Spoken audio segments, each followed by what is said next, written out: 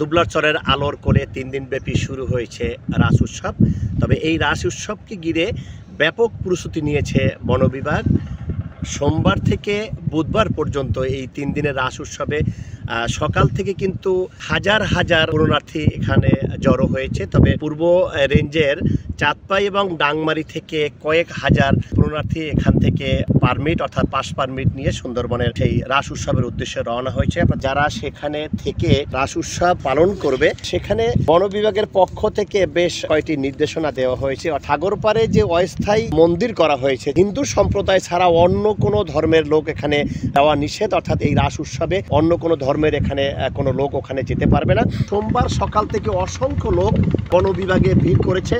এইখান থেকে তারা পাস পারমিট নিয়ে যে রুটে তারা যাবে, অর্থাৎ এই রুট ব্যতীত অন্য কোথাও থেকে তারা যেতে পারবে না।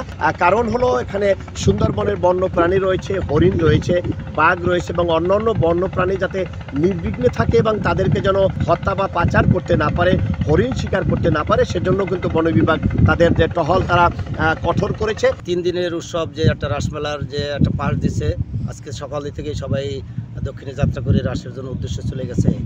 যে আমি চাই যে সুন্দরবন যে যারা উপভোগ করতে গেছে, যে যারা হিন্দুদের আসলে যে মুসলমানের পাশ দেয় নাই, তারপরও যে চোরেরা যে যারা হরিণ শিকার করবে, এরা যে কীভাবে কোন ফাঁকা দিয়ে ঢুকবে, যদি প্রশাসন খুব সচেতন থাকে ওরা আসলে ঢুকতে পারবে না। যদিও ফাঁকা বোকা দিয়ে ঢুকে ভাত পেতে হয়তো হরিণ মারবে, কেউ হরিণের ক্ষতি করবে, 5টা মারলে হয়তো 20টা ক্ষতি হয়ে যাবে।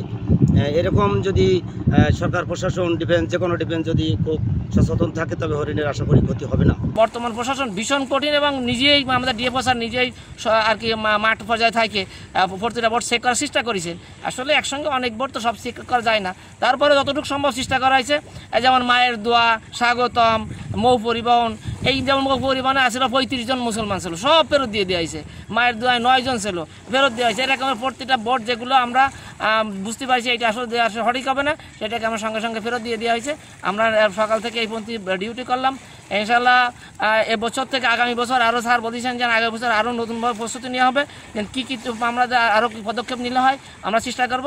শুধুমাত্র পুণ্যার্থী যে যেন সুষ্ঠুভাবে তাদের মানে যে ধর্মীয় আচার অনুষ্ঠানটা আছে সঠিকভাবে করতে পারে সেই চেষ্টা করে যাচ্ছি। আমরা অনেকগুলো ভোট ফেরত দিচ্ছি এবং আমরা আরও চেষ্টা করতেছি আর কেউ যাই অবৈধভাবে ঢুকে কোনো ক্ষতি না করতে পারে। এ ব্যাপারে আমাদের টহল অব্যাহত আছে, প্রচুর পরিমাণ চেকপোস্ট আছে, এর সঙ্গে আছে বন বিভাগ, নৌবাহিনী, কোস্টগার্ড, র্যাব, পুলিশ, টহল মানে নৌ পুলিশ এর সহ মোটামুটি সমস্ত এজেন্সিগুলো। দর্শনার্থী যারা গেছে তারা তাদের পক্ষ থেকে যেমনটি জানানো হয়েছে যে যারা দুষ্কৃতিকারী তাদের বিরুদ্ধে যেন প্রশাসন কঠোর ব্যবস্থা নেওয়া হয় এবং অন্যান্য যারা শুধুমাত্র রাস উৎসবের জন্য তারা ওখানে অবস্থান করছে তারা যেন সুন্দর এবং সঠিকভাবে রাস উৎসব পালন করে তারা যেন আবার নির্বিঘ্নে তাদের গন্তব্যে পৌঁছতে পারে, সেজন্য প্রশাসনের কাছে দাবি জানিয়েছে। মাহমুদ হাসান, সময় সংবাদ, মংলা।